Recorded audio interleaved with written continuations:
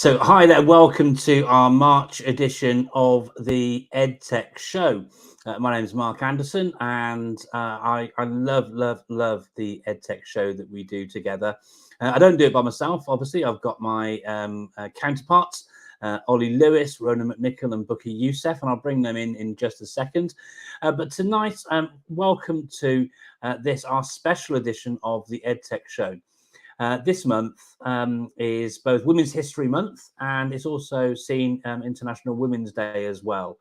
And so with that in mind, we thought we'd turn things over a little bit and do things a little bit different to usual in terms of sort of asking some people, women working in EdTech and education, about their perspectives about women in education. And so what we did as a team, we went out and spoke to lots of women and some of our global EdTech authors, some people from industry, some people from education, so forth and so on, and asked them three simple questions. Question one, what do you love about EdTech? Well, wouldn't be the EdTech show if we weren't asking questions about EdTech. We'll also we also asked the question, which women in EdTech inspire you? The third question we asked was what key tool, idea, approach, book, resource, so forth and so on has had the most impact on you as a woman working in education and or EdTech. So those are the three questions, but it's a big month.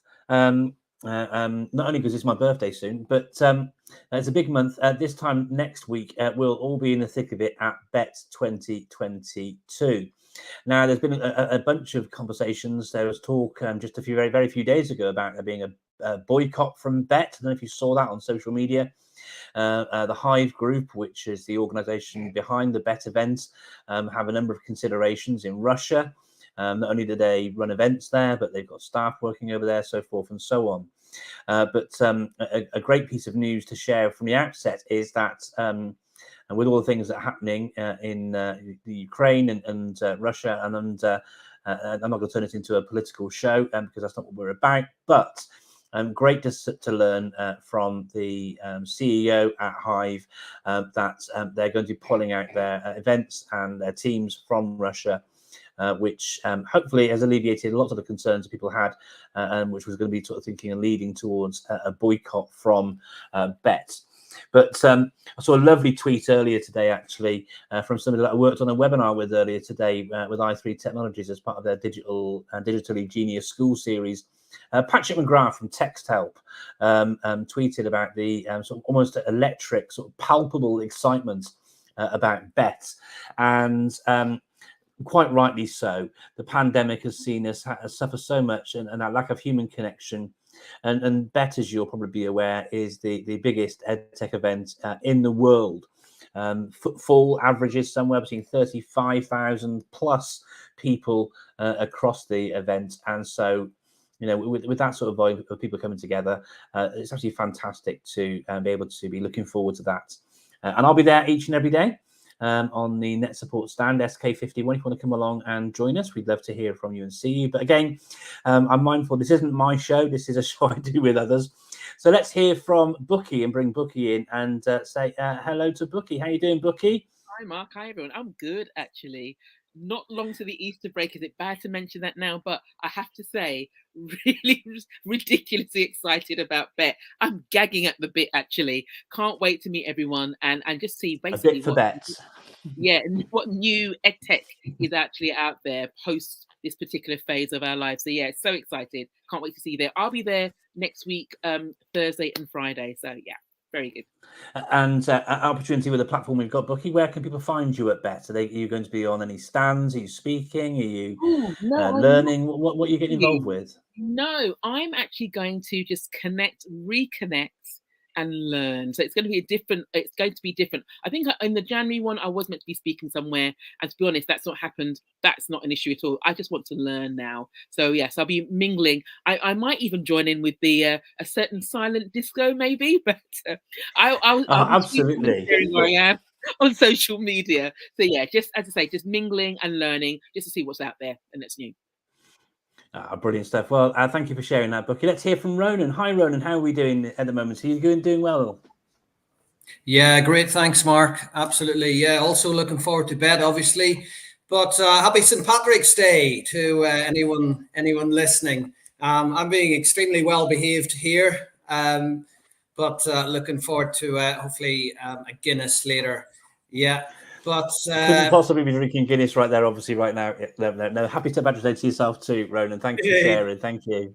Thank you. So returning to Bet, also similar to Bucky, looking forward to sort of having a look what's out there, just mingling, seeing what's kind of happening in the VR space, looking at just tools around data.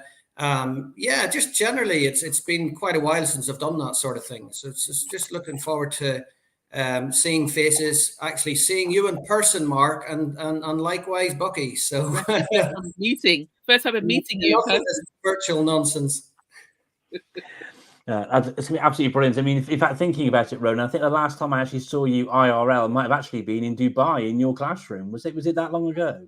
It could well be, but I think we had a Brighton conference when we had a quick catch up. That might have been. That was right. Yeah, no, you're absolutely right. There you go. Brilliant stuff. Well, look, as I said from the outset on the show today, we're looking to share perspectives from different women thinking around celebrating International Women's Day, which it obviously isn't today. That was a week or so ago now, but also celebrating Women's History Month.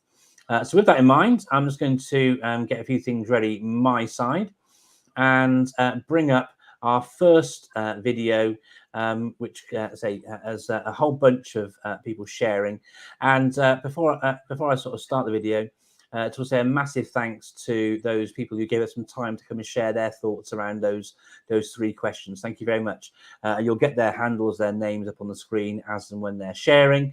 But over to them for their responses to the first question, which was, what do they actually love about EdTech?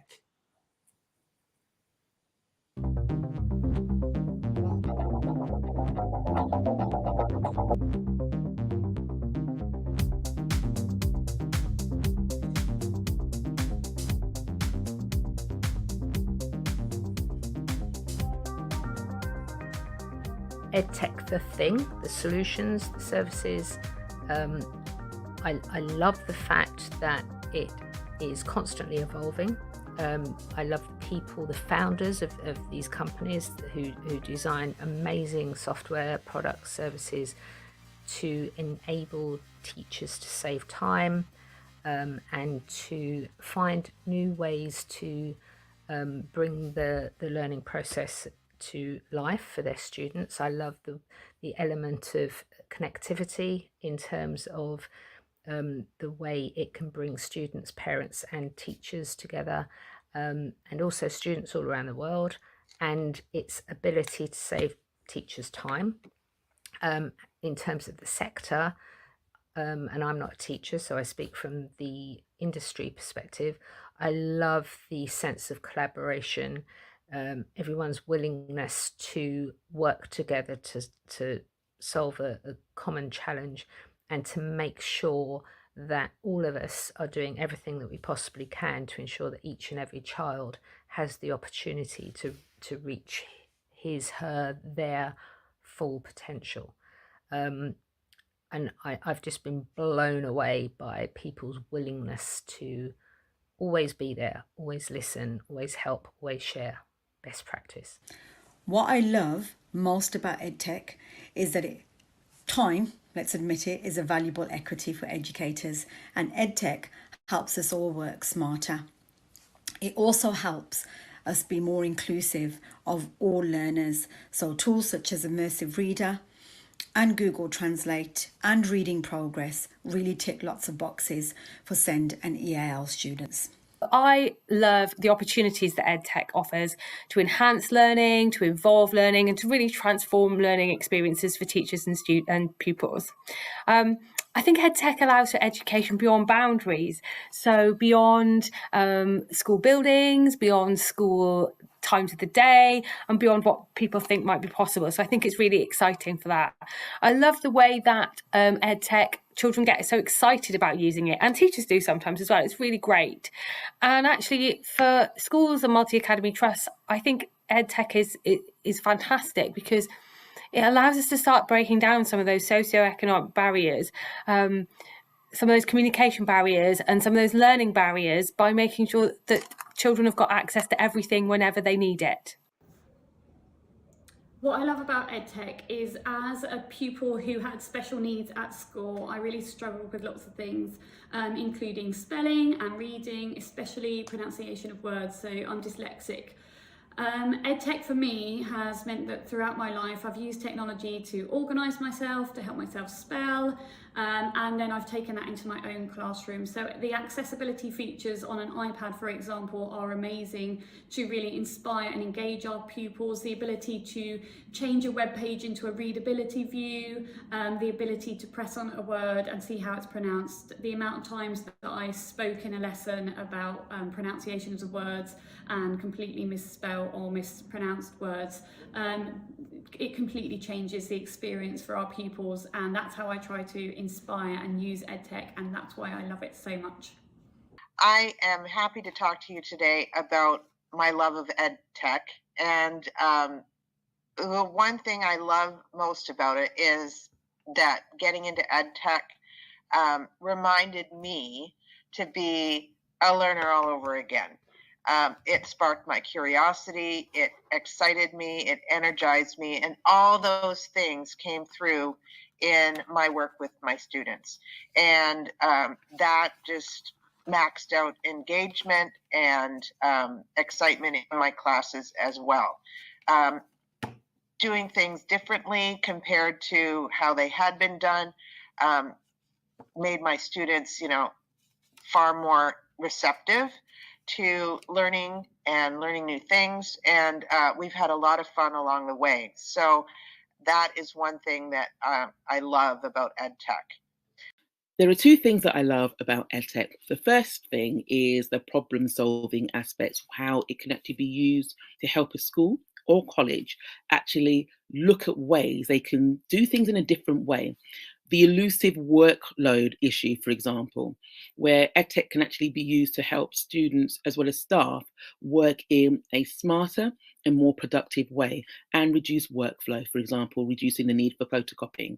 I think for me, I love EdTech because there are just so many opportunities that it can bring. So it can be a really good equalizer. It can give people lots of support when you think about things like accessibility.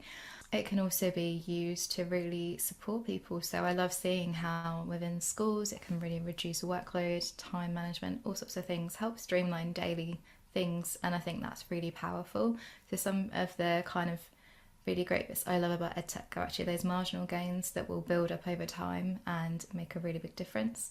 And it's really good to see how it can be really engaging, really get pupils involved in their learning, that can have more kind of enriched experiences that maybe they're not able to experience. When you're thinking about things like Now Press Play and those kind of amazing audio immersive experiences they can have, they can feel like they're somewhere they've never been before. What I love about tech is its ability to level the playing field, whether that's for teachers or for students. But one thing I want to point out about tech is that it's not about the tech, it's about the people. People first and then tech second. The technology should solve problems and it should help people's lives become easier. If we put all the singing and dancing and bells and whistles of tech before people, then it's of no value. So really, it's people first, tech second. I love EdTech. I love the way technology integration is driving a huge overhaul in the tech teaching and learning process, and ultimately for humanity and our everyday lives. I love the way EdTech is making learning a lifelong process. So education doesn't just stop within the walls of the school, but you can continue professional development and upskilling even after your school engagements. I love the way EdTech has helped to bring down the cost of good education by democratizing education. Some time ago, good education was something that was available for only the wealthy class of the society, but with EdTech, education can be catered for anywhere and everywhere. And schools in underdeveloped regions like ours now have this access to the same level of education contents as schools in renowned schools in developed countries. And even at that, we can also take courses from even some of these reputed universities now using their online platforms or mobile applications. So I love the way Edtech has brought that access to good education and has brought down the cost of accessing that.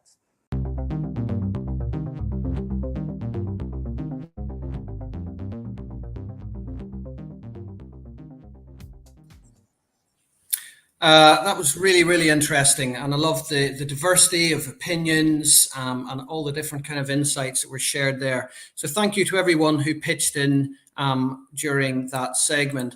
Now, as well, we thought we would also share as hosts some of our perspectives, and I'll kick off with someone who I know very well, who I work with, who inspires me on a daily basis. So I work at Berkhamsted School. I work in the prep school as head of digital learning. And my colleague and counterpart, Laura Knight, is the director of digital learning in the senior schools. And absolutely love her because she's incredibly switched on. She knows her stuff. She knows her EdTech inside out. But it's the kind of attributes where she's really willing to collaborate and share, and then also welcomes and receives new ideas. She's a futurist. She's very level-headed and innovative. I could go on and on with superlatives, but she's a real good egg. She's good fun to work with, and really kind of motivates me. So that's who I would like to share now. Just switching slightly to news, a regular feature we have on the show. And something I read today was around Meta, which obviously is what Facebook have rebranded to. And I'm sure anybody listening who has been following some of the recent developments with Facebook starting to invest heavily and promote the metaverse. They've also come into some controversy around apps, VR, I think VR chat, where teenagers have been able to go into virtual strip clubs and all sorts of horrible stuff like that without any kind of checks and balances. So a bit of good news really to come from that today. I think they've acknowledged that they really need to make a better effort and up their game in the whole kind of safeguarding sense. So they're launching a product called Family Center. It'll be launched obviously in the US initially, but then released globally in the coming months. And some of the features of this will be, it'll ensure that parents have a view on what apps are installed, and they will receive notifications if any apps are purchased. They'll get an idea of how much time their child's spending in VR and who their friends are. Very similar to a lot of the tools that Apple obviously have had for a while with screen time, and Google have had their tools, and Microsoft too. So it's good to see some development in that space, and I'm very excited about the whole VR, XR, AR, XR, every acronym you can think of. I think it's going to be a very exciting space in the coming years as products come online, which will allow more accessibility. So and Meta are very eager to promote education as a sector that they want to develop, and drop the whole requirement to have a Facebook account and so on. So that's my bit of news for this month. What I'm going to do now is I'm going to introduce the next segment. And this segment is all around which women have inspired some of our different people that we've interviewed. So without further ado, could we play the next segment, please?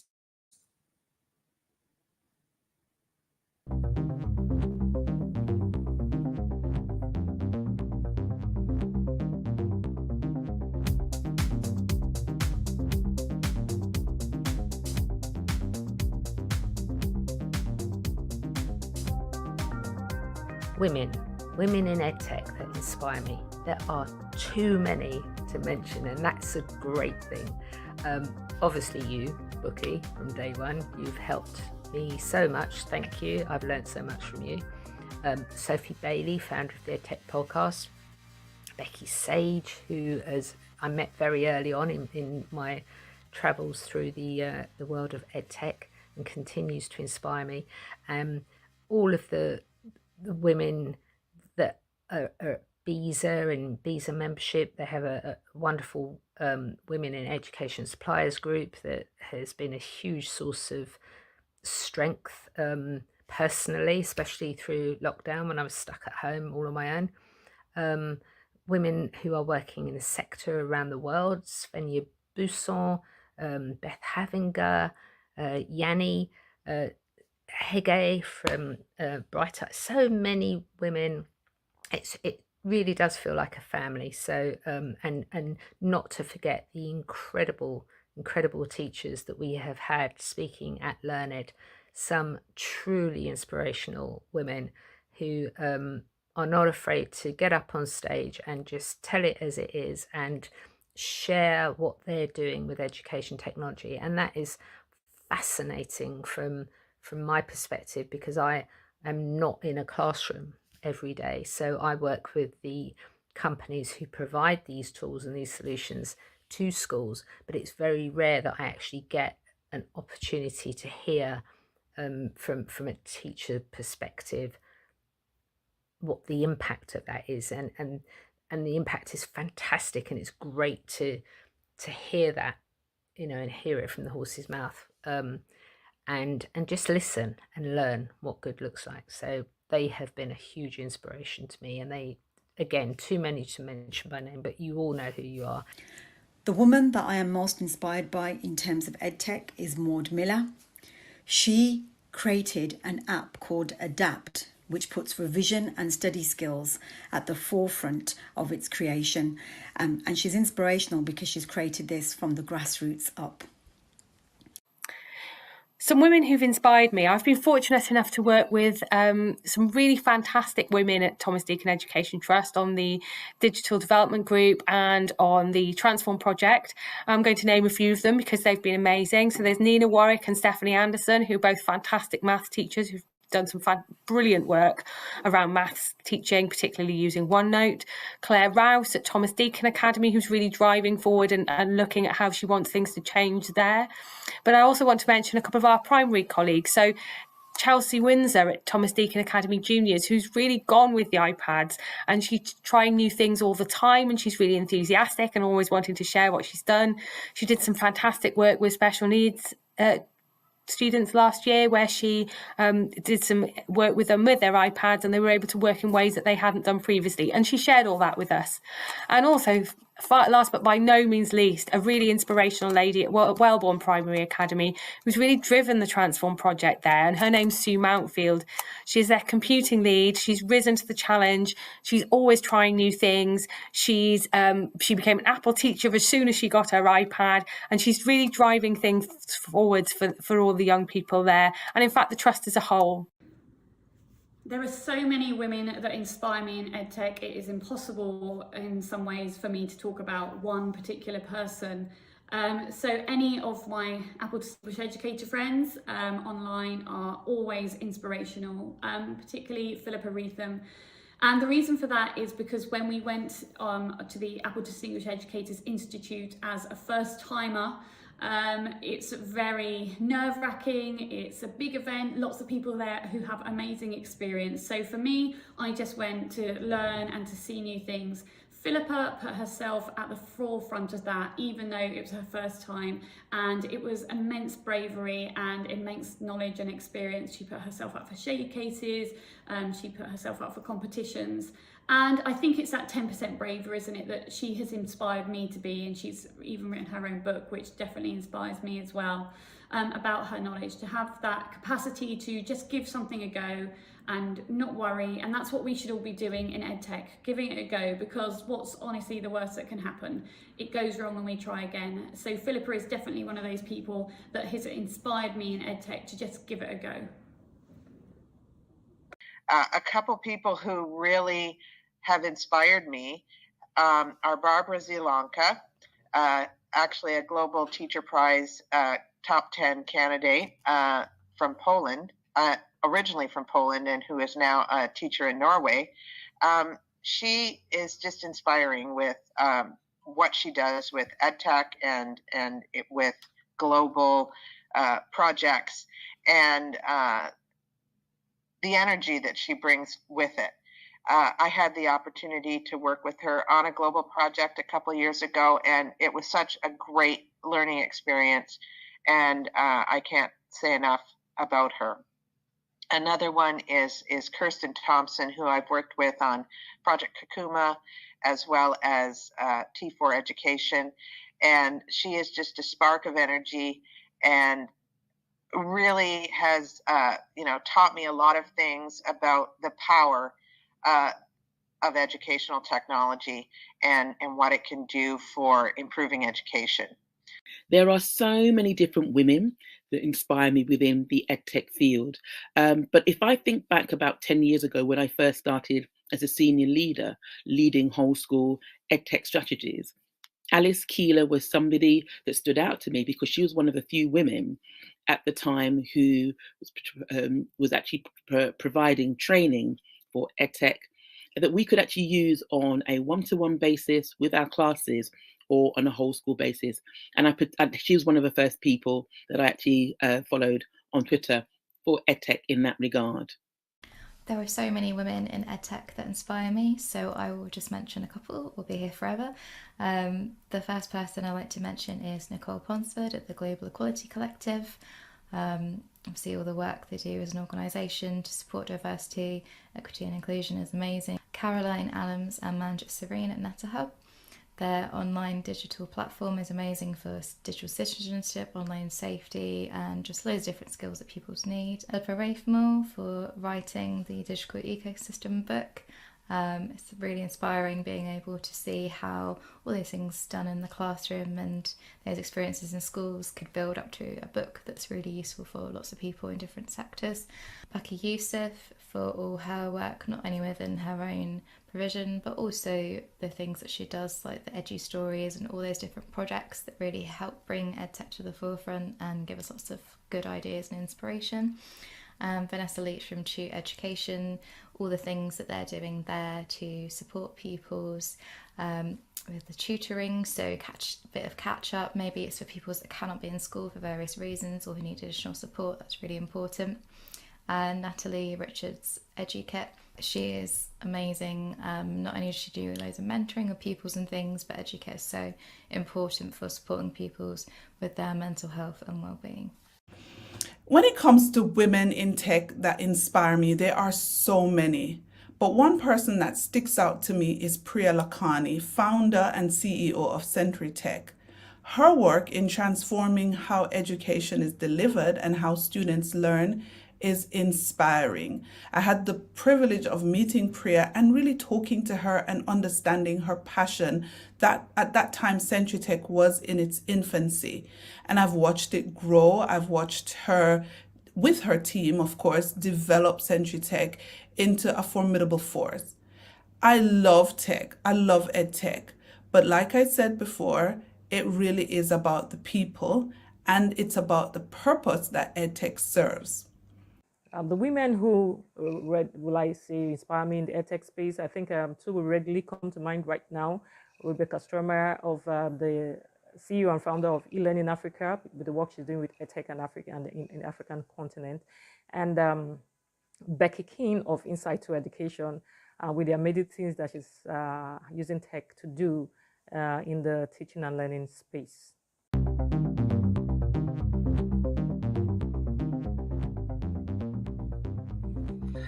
I just love that, and it was funny. You won't know this, but in the back channel that we have here to have conversations while we're doing things live, I was like, Ronan, I wanted to do Laura, and it was lovely to hear the recognition for Bookie. I mean, like you heard from Lisa Grace there. I mean, there are so many amazing women that inspire me. None so much as my counterpart that I've worked with on so many projects over the years now, Bookie.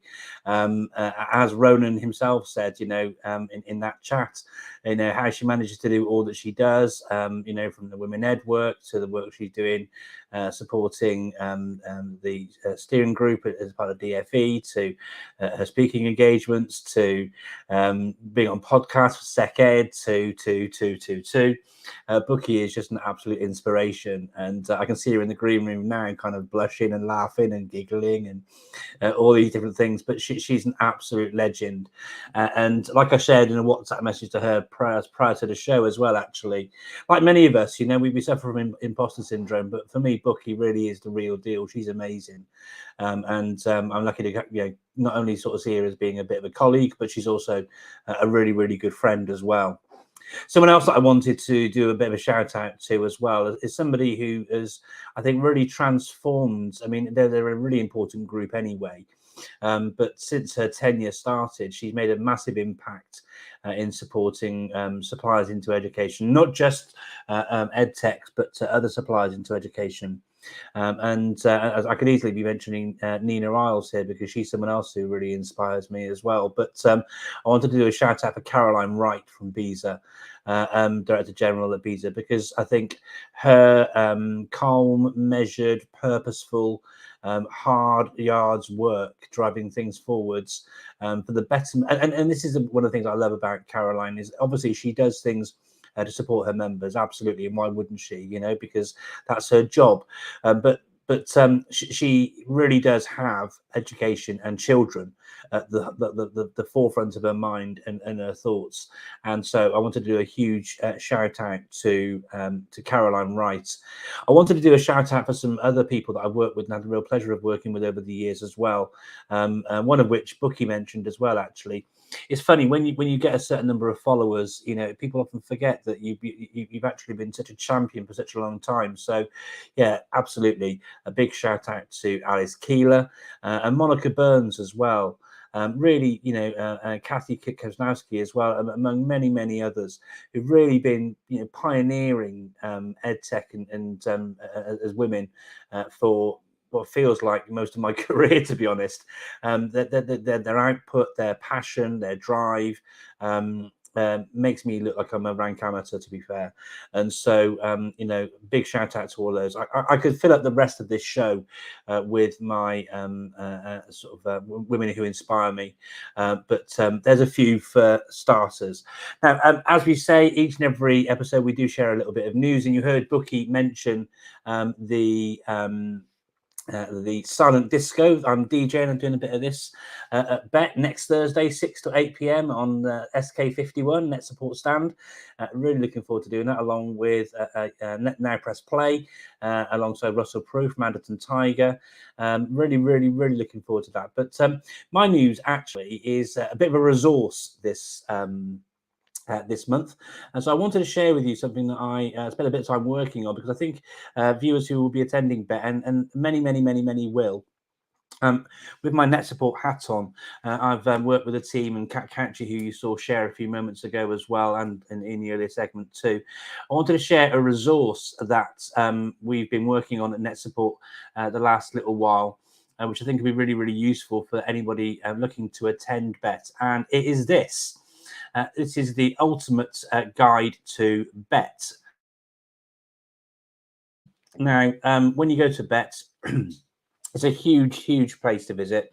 And what we try to do with this guide is try and fill it with lots of things to help. So things to take with you, reasons to attend it, international perspectives, people traveling from all over the world. I saw Linda Parsons, who works out in the Middle East with Ollie and others, coming over and attending Bet. So some things there for international perspectives. And we've got some comments there from Eleni Kritzis and Emma Overton, the head teacher over at the British School of Barcelona. We've got things around kids judge Bet. If you think about bringing children to Bet, there's some advice there from Martin Bailey, who's Animate to Educate on Twitter. We've got some maps to help you find some of the things you probably want to go and visit while you're there. Bet Bingo, I'm not going to rotate it, but there's some fun stuff there with the Bet Bingo. But if I keep scrolling through for a few moments, one of the things I think is most important, as a bit of a takeaway perhaps, is this thing here. Some really quite pertinent questions, because,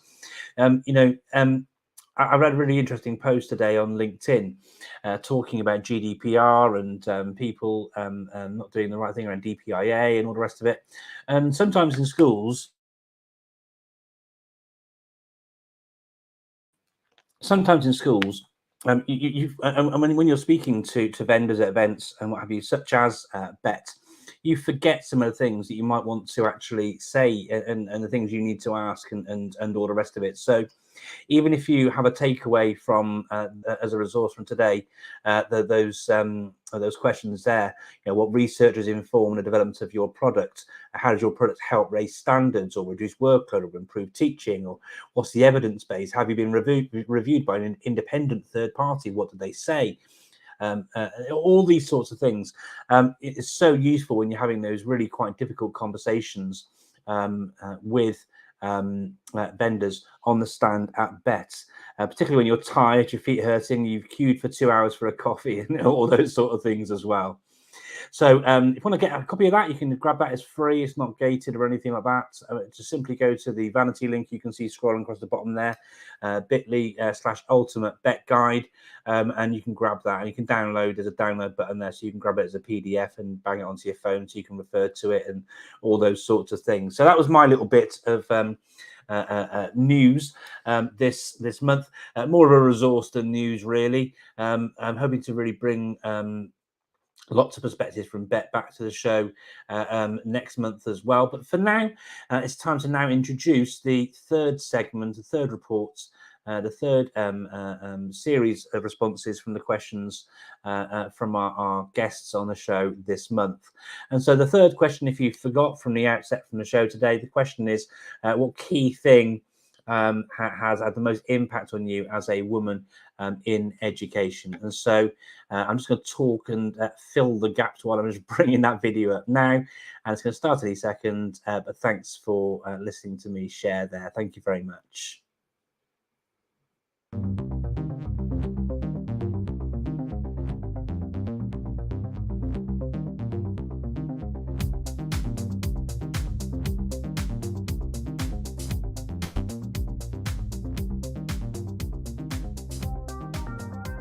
What's had the most impact on me in terms of education, that would have to loop back to the sector.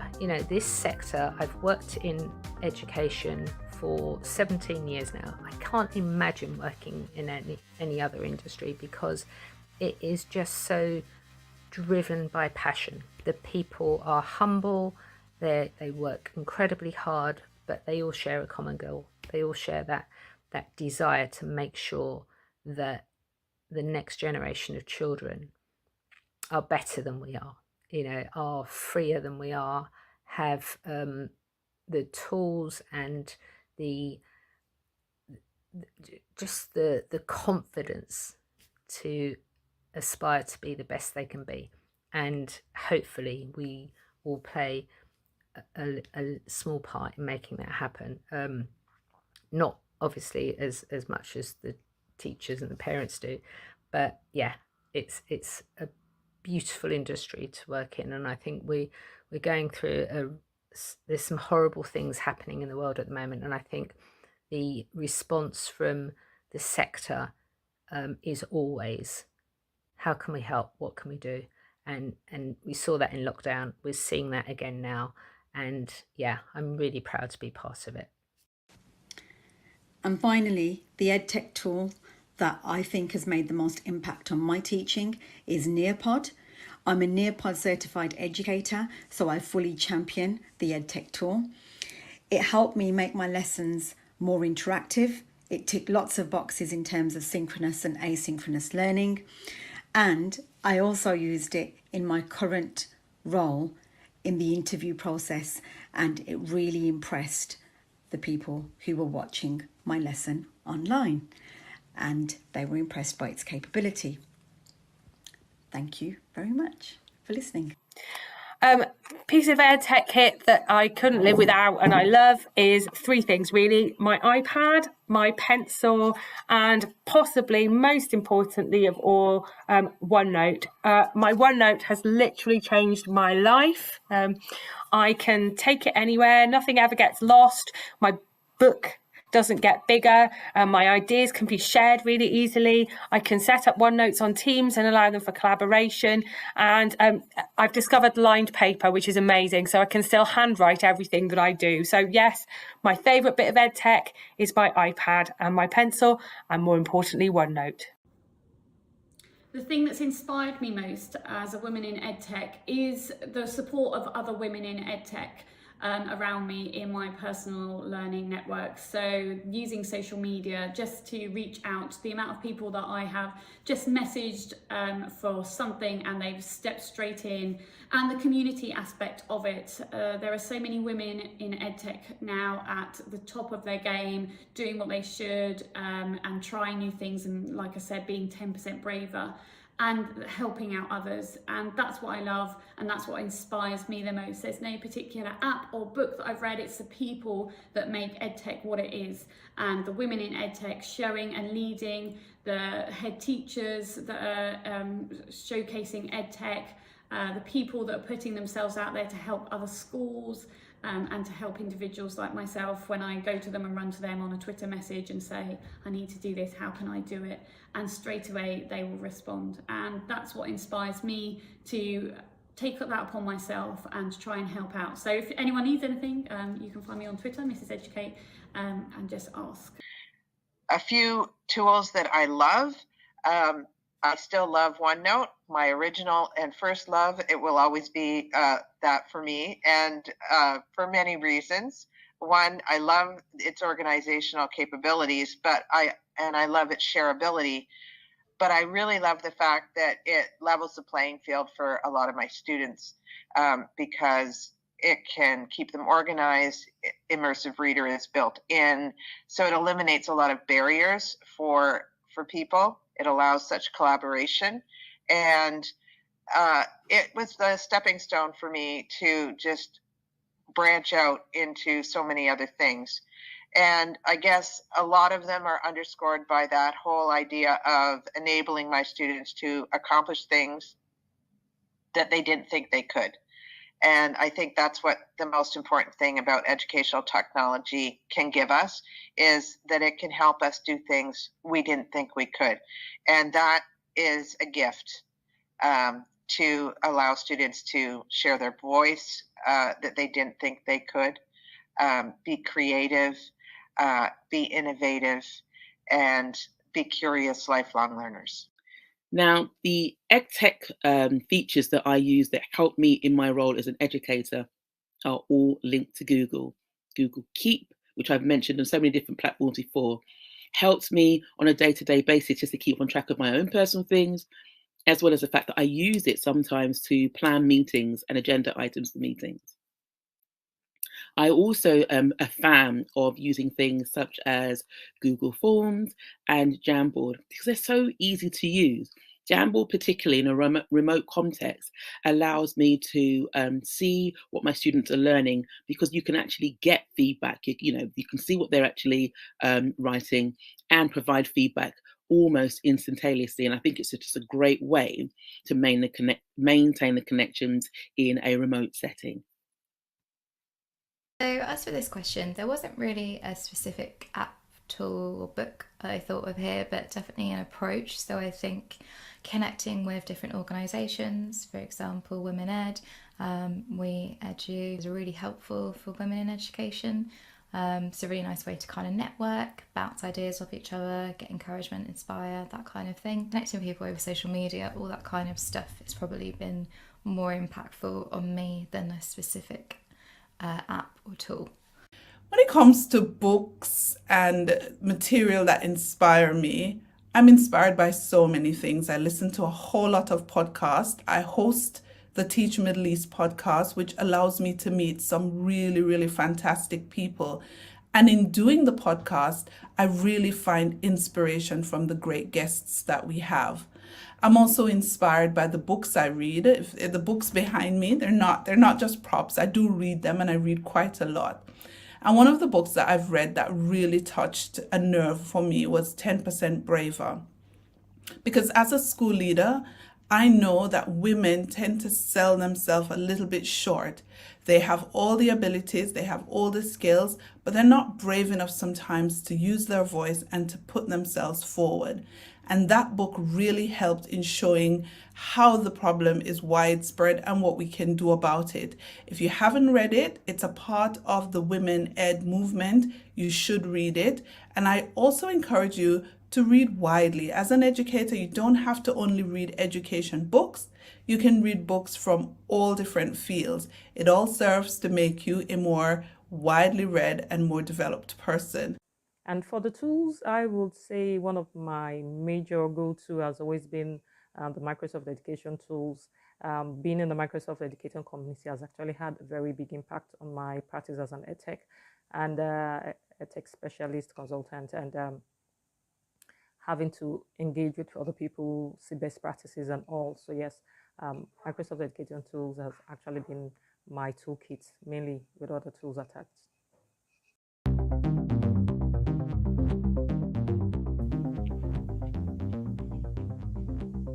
Great to hear so many different tools and applications and things like that that help different women with regards to edtech. So before we actually wrap up, I want to share my news. So a year ago, I was actually taking part in a diverse edtech group, educators group that was enabling educators like myself to develop our skills. And in many cases, many of the cohort went on to become Google certified trainers, which is really exciting. Now, Lawrence Tajani is the person who's an inspirational man who actually put together this particular program.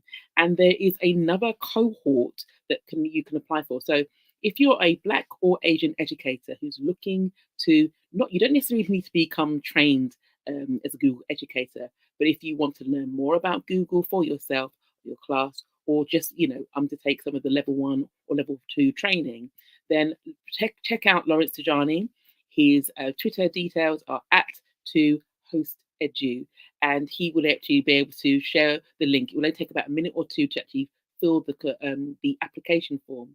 But the deadline for applications, Friday, the 25th of March, 2022. It all takes place online, and it's a really great way to improve your Google skills and become a certified trainer if that's what you want to do. So, as I draw our episode to a close, a special episode featuring and embracing and celebrating the women within EdTech, I just want to remind you that the next episode for the EdTech show is on Thursday, the 14th of April, 2022, taking place at 7 p.m. I hope you can actually join us, but in the meantime, please subscribe, click the notification button so that you can be kept updated when we are next online on YouTube. So take good care, everyone. Thank you for joining us. And if you're joining in on the replay, it would be great for you to share in the comments, use social media, LinkedIn, Twitter, even the YouTube channel. What have you learned? Who inspires you as a woman within education? And which particular applications help you to do your role as well as you possibly can? Take care, everyone, and see you soon. Bye then.